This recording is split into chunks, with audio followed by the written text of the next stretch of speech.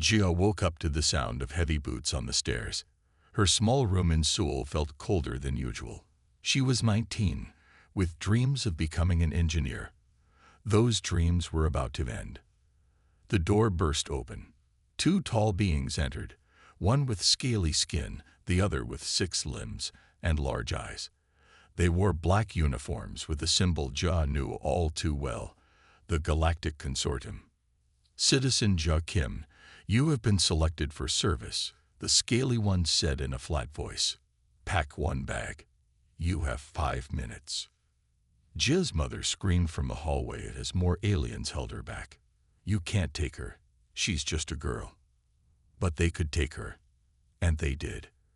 Earth had joined the consortium 8 months ago for protection. No one read the fine print of the agreement. No one knew it would mean giving up their daughters. 30 minutes later, Gia sat in a transport ship with 20 other young women. Their faces showed the same shock and fear she felt. The ship smelled like metal and chemicals. It made her stomach turn. "I'm Hyun," whispered the girl next to her. She had short black hair and angry eyes. "They took me from Busan this morning." "Gia," she replied. "Do you know where they're taking us?" "Ganymede. The moon of Jupiter. They have a training base there." A girl across from them leaned forward. "I'm Hyun. My brother works for the Earth government. He told me why they want us." Her voice dropped even lower. "It's our brains. Human female brains can connect to their war machines better than any species they found." The ship shuddered as it left Earth's atmosphere. Ja looked out the small window at her home planet growing smaller. She had never left Korea before, let alone Earth. "They say it's an honor," Hyun continued. "But my brother said the last 3 planets that gave their women to the consortium ended up nearly wiped out." Hyun's hands formed tight fists. "We need to fight back." "How?" Ja asked. "We're just students. I was studying engineering. What can we do against an entire galactic government?" A harsh voice cut through their whispers. A tall insect-like alien walked down the aisle. "Silence. You will not speak unless spoken to. You are now property of the consortium. Your service brings honor to your primitive planet." Hyun opened her mouth to argue, but Gia grabbed her arm. "Not now," she whispered. "We need to be smart." As the ship accelerated toward the outer planets, Jia's mind raced. She studied the ship, noting its design and systems. She watched how the aliens operated the controls. If she was going to fight back, she needed to understand her enemy first. The 3 girls exchanged looks. No words were needed. In that moment, a silent pact was formed. The consortium had made a mistake. They thought they were getting obedient human tools. Instead, they were getting fury. The academy on Ganymede was a cold place, not just because the moon of Jupiter had no real atmosphere, but because of the way they were treated. Ja, Hyun, and Un had been there for 2 weeks now. Each day was worse than the last. "Get up, human," a Thrix guard shouted. The insect-like alien towered over Ja's bed. "Training starts in 10 minutes." Gia and her roommates, Hyun and Yun, rushed to put on their gray uniforms. The fabric was rough and made their skin itch, but complaining meant punishment. "I hate this place," Hyun whispered as they hurried down the long metal hallway to the training room. The training room was filled with strange machines. Metal chairs with helmets attached to them lined the walls. Each human girl was assigned to 1 chair. "Today you will begin neural link training," announced Commander Vex, a tall reptilian Voth with green scales and yellow eyes. "Your primitive brains have one use to the consortium: connecting to our weapon systems." Gia sat in her assigned chair. The metal was cold against her back. As the helmet lowered onto her head, she felt panic rise in her chest. "Relax your mind," instructed a different Voth. This one had blue markings on his scales. His voice was gentler than the others. His name tag read "Do." Suddenly, Jo's mind exploded with light and information. It felt like her brain was on fire. She could see the inside of a ship, weapon systems, enemy targets. It wasn't real, just a simulation. but it felt real. Across the room, a girl screamed. Jia turned to see an older recruit named Sue shaking in her chair. Blood dripped from Sue's nose and ears.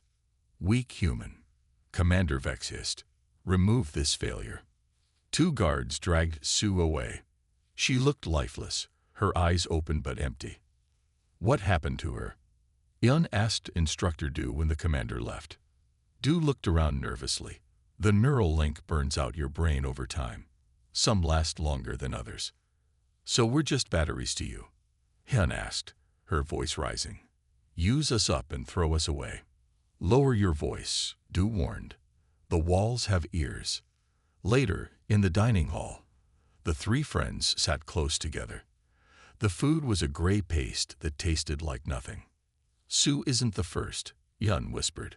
I heard from other girls that at least 10 have disappeared since the program started. Jia pushed her food around. We need to learn everything we can about these neural links. If they need our brains to work their weapons, that gives us power.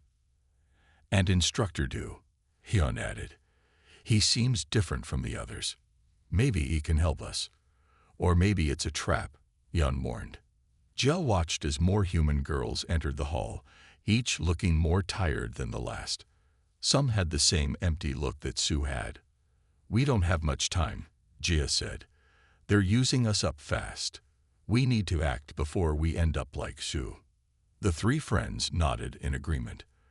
The consortium thought humans were weak. They would learn their mistakes soon enough. Clean faster, human. The Thrix guard clicked its mandibles angrily as Jia scrubbed the floor of the archives. This was her punishment for asking too many questions about Sue. The archives were kept cold to preserve the old paper records.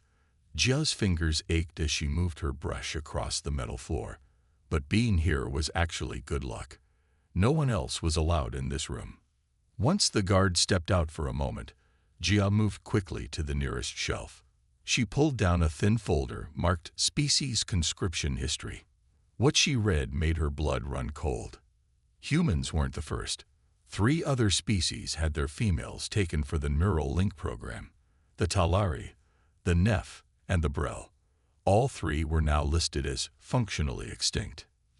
Jia took pictures with the small camera she had built from spare parts in the engineering lab. She would show the others. Meanwhile, Hyun was excelling at neural link training. The instructors praised her natural compatibility. What they didn't know was that she was only pretending to follow their protocols. In reality, she was exploring the system, finding backdoors and weaknesses. During one training session, she managed to break through to the communications hub. For just 30 seconds, she made contact with Earth. Resistance forming, came the broken message. Fighting back. Need info from inside. Then the connection was cut. But it was enough. Earth was not giving up. Across the academy, Eun sat by her new roommate's bed. Min was dying. Yesterday's training had been too much for her brain. The medical bay had sent her back to her room to rest. They're lying to us about everything, Min whispered, her voice weak. The void entities were supposed to be fighting. I saw them during Deep Link. They're not attacking. They're running away. What do you mean? Eun asked, holding Min's hand. The consortium is the real enemy. The void entities are refugees. Min's eyes closed. Tell the others. Min never woke up. That night, Jia, Hyun, and Eun met in the bathroom where the cameras couldn't see them. They shared what they had learned. We need more help, Jia said. We can't do this alone. Over the next week, they carefully approached other human girls. Jin, who worked in the medical bay. Yoon, who cleaned the officers' quarters. Mei, who had access to the food supply. Sun, who repaired the training machines. And Na, who had memorized all the academy's air duct layouts. They met in groups of 2 or 3, never all at once. They shared information and made plans. The consortium is using us to fight a war that shouldn't be happening, Jia told them. And when we're used up, Earth will be abandoned just like the other planets. So what do we do? asked Jin. We fight back, Hyun said. Not with their weapons, but with our minds. The very thing they want from us will be their downfall. 8 human girls nodded in agreement. Their secret rebellion had begun. Jia, Hyun, and Eun watched in horror as Instructor Du was dragged into the main hall. His blue scales were dull with fear. Commander Vex stood tall on a platform. This traitor has been helping humans. Vex's voice boomed through the hall. He gave them restricted information and access codes. Du had been caught showing Jia how to reduce the neural damage from the training machines. He had a daughter back on his home planet. He told Jia once that she reminded him of her. The penalty is death, Vex announced. The laser blast was quick. Du fell to the ground. The smell of burned scales filled the air. That night, the 8 human girls met in the shower room where the water noise covered their voices. They killed him for helping us, Jia said, her voice tight with anger. We can't wait anymore. We need to act now. Tomorrow is the big training exercise, Hyun reminded them. All neural systems will be online at once. Jin handed out small devices she had made in the medical lab. Put these behind your ears before the exercise. They'll help block some of the neural damage. I've mapped all the security camera blind spots, Na said. If we time this right, we can move without being seen. The next day, all human trainees were strapped into their neural chairs. The exercise was to simulate a massive battle against the void entities. As the helmets lowered, Jia gave a small nod to her friends.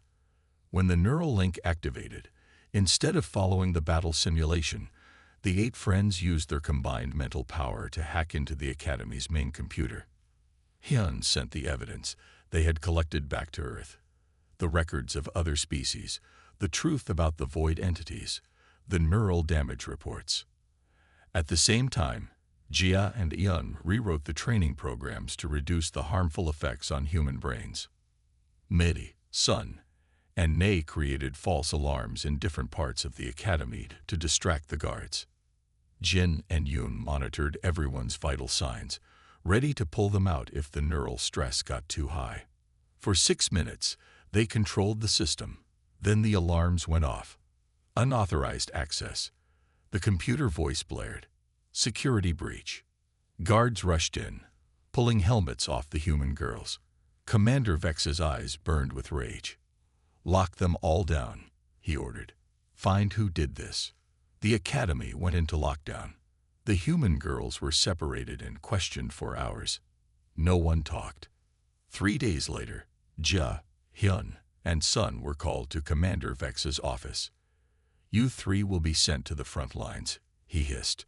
Since you're so eager to fight, you can die for the consortium. Guards took them away to a transport ship. As they passed through the dining hall, they saw their friends watching. No words were spoken, but a promise passed between them. This wasn't the end. It was just the beginning. As the ship left Ganymede, Jia looked out at the stars. Somewhere out there, the truth was spreading. Earth now knew, and the void entities were waiting. The warship Indomitable was huge. It held 10,000 soldiers and 100 human female pilots. Jia, Hyun, and Sun had been on board for 2 weeks now. This is worse than the Academy, Sun whispered as they walked to their stations. The halls were filled with injured soldiers. Some were missing limbs. Others had blank stares that reminded Jia of Su. Their job was to link with the ship's weapons. Each day, they sat in neural chairs for 6 hours, their minds connected to massive guns that could destroy planets. Look at them, a Thrix officer said as they passed. Fresh meat. They'll burn out in a month. In the weapons room, Jia saw rows of human women in chairs. Some had been there longer. Blood leaked from their noses. Their eyes were red, but still, they were kept in the chairs. When they can't shoot anymore, they're dumped, Hyun said. She had talked to a cleaning worker who told her about the bodies thrown into space. That day, they faced their first real battle.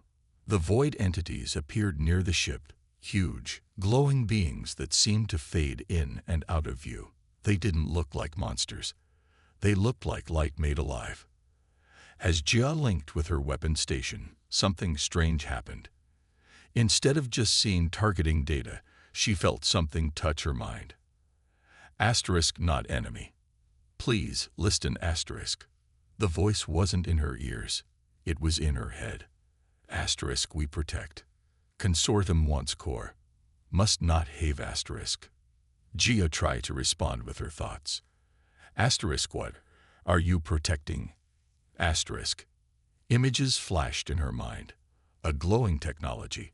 A way to link minds and machines without harm. A power source that could free all species. Asterisk this why they use you. They want replace you asterisk. The connection broke as her commander shouted at her to fire.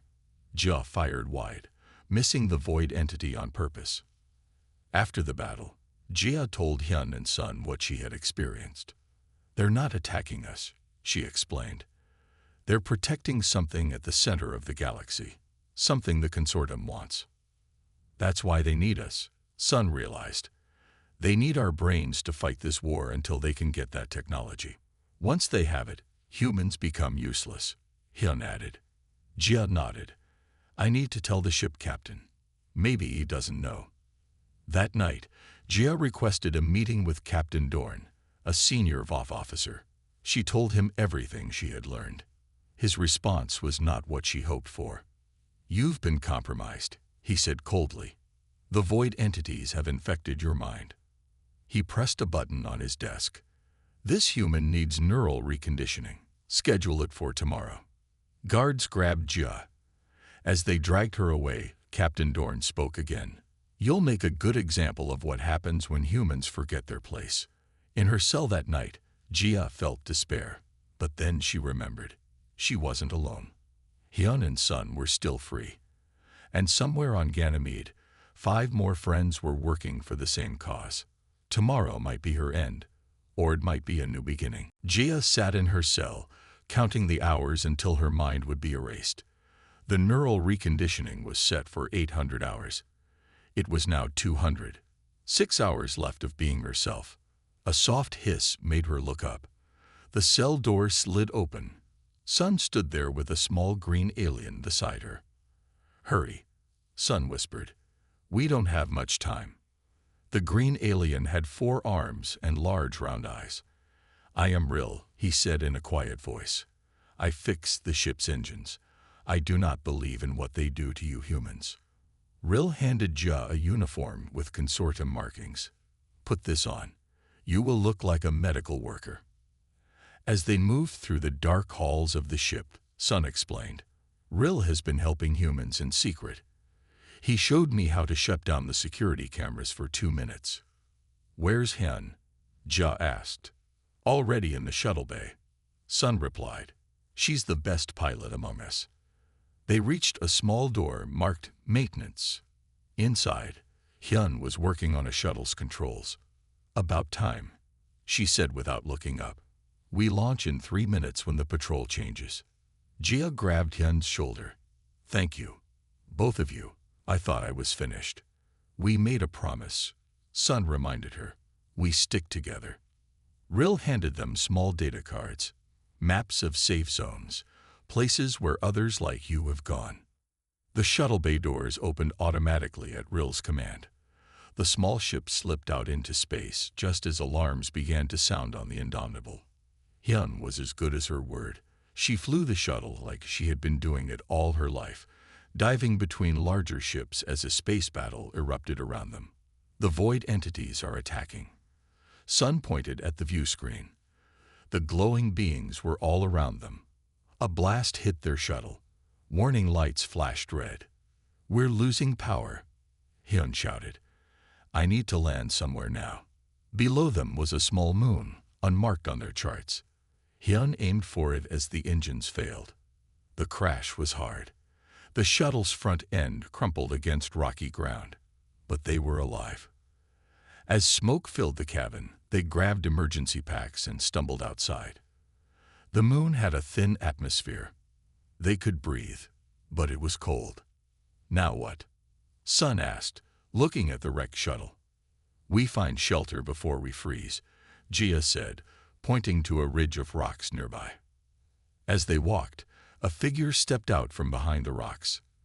Then another, and another. Humans, aliens, all watching them with careful eyes. A human woman with gray hair stepped forward. "I'm Sook. Welcome to Haven. You're not the first to escape the consortium." Behind her stood at least 50 people, humans and aliens working together. "Nah," Jia gasped, recognizing one of the figures. "How did you get here?" Na smiled. "I escaped during the chaos after our hack. There's much to tell you." Sook gestured toward a hidden door in the rocks. "Come inside before the patrols spot us. We have food, warmth, and most importantly, a plan to fight back." As the door closed behind them, Jia felt something she hadn't felt in months. Haven was bigger than it looked from outside. The rebels had dug deep into the moon's rock. Tunnels stretched in all directions. Humans and aliens worked side by side. "We've been here for 3 years," Sook explained as she led Jia, Hyun, and Sun through the base. "I was one of the first human conscripts. Everyone thought I died in battle." "How many of you are there?" Jia asked. "Over 200 now. 68 humans. The rest are aliens who don't agree with the consortium."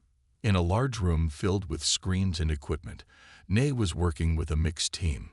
She ran to hug her friends. "I can't believe you made it," she said. "We've been watching the Indomitable. We knew you were on board." "We need to get the others," Hyun said. "Jin, me, Yun, and Yoon are still at the academy." Sook nodded. "We've been planning a rescue. Now that you're here, we can move faster." Over the next week, Sook's team prepared.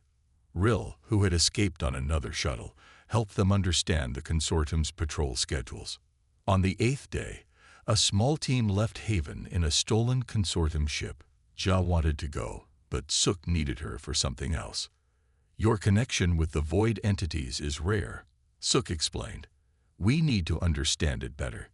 3 days later, the rescue team returned. Jin and Mai were with them, tired but alive. The news about Yun was good. She had been pretending to work with the consortium while secretly breaking their equipment. But the news about Yoon was bad. They put her in a full neural link with a dreadnought, Jin explained, tears in her eyes. "She's in a coma. They keep her connected to the ship even though she's not conscious." "We couldn't get to her," Mai added. "She's too heavily guarded." 2 days later, Yun arrived with a group of escaped trainees. The reunion was full of tears and hugs.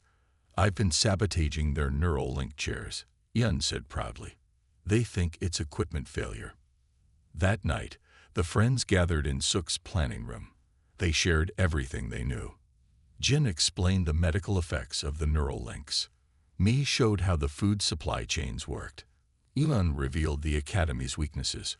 "With our combined knowledge," Jia said, "we can do more than just escape. We can fight back." Sun laid out the star maps she had memorized. "The void entities are concentrated here, near the galaxy core." Hyun, who had been working with Haven's engineers, showed them a modified neural helmet. "We've made changes. This version doesn't cause brain damage. If we can talk to the void entities clearly," Jia said, "we might be able to end this war." Na smiled. "And I know just how to reach them." For the first time since being taken from Earth, they all felt the same thing. They weren't just victims anymore. They were warriors with a cause, and the consortium had no idea what was coming. Jia sat in the center of Haven's communication room. The modified neural helmet felt lighter than the consortium ones. Around her, her friends watched nervously. "Remember," Hyun said, "if anything feels wrong, we pull you out right away." Jia nodded. "I'm ready." The helmet powered on. Instead of pain, Jia felt a gentle hum in her mind. Her consciousness expanded outward, reaching through space. "Asterisk, we are here. Asterisk," she called with her thoughts. "Asterisk, we want to talk." Asterisk. At first, nothing. Then, like distant stars growing brighter, she felt them. The void entities. Asterisk, human female. You escaped the users. Good asterisk. Images flowed into J's mind. The void entities weren't just beings. They were protectors. They guarded something ancient and powerful at the galaxy's core. Asterisk first ones created it. Asterisk they explained. Asterisk perfect union of mind and machine. No pain. No death asterisk. Gia understood. The first intelligent species in the galaxy had created a technology that could connect minds to machines without harm. The consortium wanted this to build the perfect army. Asterisk, they hunt us. Hunt you. Will use until gone asterisk. Can you show me more about this technology? Jia asked out loud. The void entities filled her mind with knowledge. Jia gasped as she understood how it worked. It was beautiful, not a weapon, but a tool for understanding. When the connection ended, Jia removed the helmet with shaking hands.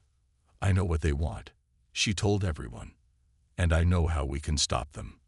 For the next 3 days, Jia worked with Hyun, Sun, and Enon to draw plans based on what she had learned. Jin and Mei gathered medical supplies. Nai and Ril prepared ships. The consortium leadership knows about this technology. Jia explained to Suk's war council. They've been hiding the truth from their own people. Most species in the consortium have no idea why this war is happening. So we need to tell them, Sun said. Exactly. Jia pointed to a map of the consortium capital world. There's a summit meeting in 10 days. All representatives from member species will be there. It's heavily guarded, one of the alien rebels warned. That's why we need a small team, Hyun said. Just enough to get in and broadcast the truth. Suk studied the plans. It's risky, but possible. Who will go? Jia, Hyun, Sun, Yun, Jin, and Nae all stepped forward. Ril and 3 other alien rebels joined them. If we succeed, Jia said, we end the war. If we fail, we won't fail, Yun said firmly.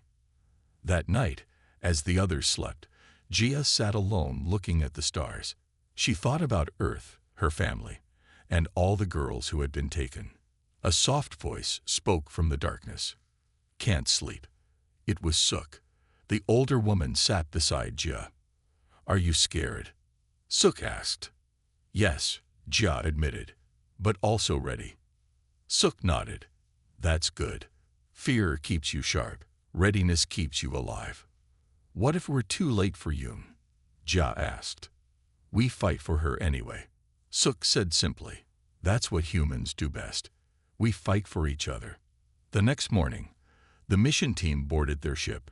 As they prepared for launch, a message came through from Haven sensors. Void entity approaching. The operator called. Outside the ship, a glowing form appeared. It pulsed 3 times, then disappeared. What was that? Nae asked. Jia smiled. A blessing. We're not fighting alone anymore. The consortium capital world glowed like a jewel as their ship approached. Tall buildings reached into the sky. Ships from all member species filled the air. Remember the plan, Jia told her team. Han, Sun, and me create diversions in the city. Yun, Jin, Na, and I will enter the summit with Ril and his team. They landed at a small dock with fake ID codes provided by the resistance. The team split up as planned. In the busy streets, Jia's group moved quickly. They wore stolen consortium uniforms. Ril and 2 other aliens posed as guards escorting them. The summit chamber is in that tower, Nae whispered, pointing to the tallest building. Across the city, Hyun's team set off the first explosion. It was harmless, just smoke and noise, but it drew security away from the main summit. At the tower entrance, Ril used his stolen access codes. The doors opened. 30 minutes until the High Commander's speech, Jin said, checking her watch. They climbed 20 flights of stairs to avoid the main elevators. Everyone was breathing hard when they reached the service entrance to the summit hall. Now we wait for Sun's signal, Yun said. The second explosion rocked the building. Alarms blared. Most of the guards ran to check what was happening. Now, Jia ordered. They burst into the summit hall. Hundreds of representatives from all consortium species turned to stare. At the front, Commander Vex and the other high leaders looked shocked. "Security breach," Vex shouted. But before the remaining guards could act, Rill and his team sealed the doors. Jin quickly set up their modified neural transmitter, while Mei connected it to the summit's main communication system. "What is the meaning of this?" demanded a tall blue alien representative. "The truth," Jaya said simply. She put on the neural helmet. The room's large screens lit up. Images straight from Joe's mind appeared. The abuse of human conscripts, the truth about the void entities, the secret technology, the lies the High Command had told. "They've been using humans as weapons," Ian announced to the stunned crowd. "Just as they used other species before us. 3 civilizations have already been destroyed." Representatives murmured in shock and anger. "These are lies," Vex hissed. Suddenly, the screens changed. A new image appeared, a human girl floating in light. "Yoon?" Jia gasped. The figure spoke, her voice echoing strangely. "I am with the void now. They saved me when my mind was almost gone." Yoon explained how the void entities had rescued her consciousness when the neural link had nearly killed her. She now existed between worlds. "There is no need for war," Yoon said. "The first one's technology was meant to unite, not divide." The chamber erupted in chaos. Species representatives shouted at the High Command. Some called for immediate peace talks with the void entities. Others demanded the end of human conscription. Commander Vex tried to speak, but his voice was drowned out. A tall representative stood. "I call for a vote of no confidence in the High Command." Others joined in. Within minutes, the consortium leadership had collapsed. As peace spread across the galaxy, Jia looked at her friends. They had done it. Human fury had changed the stars themselves.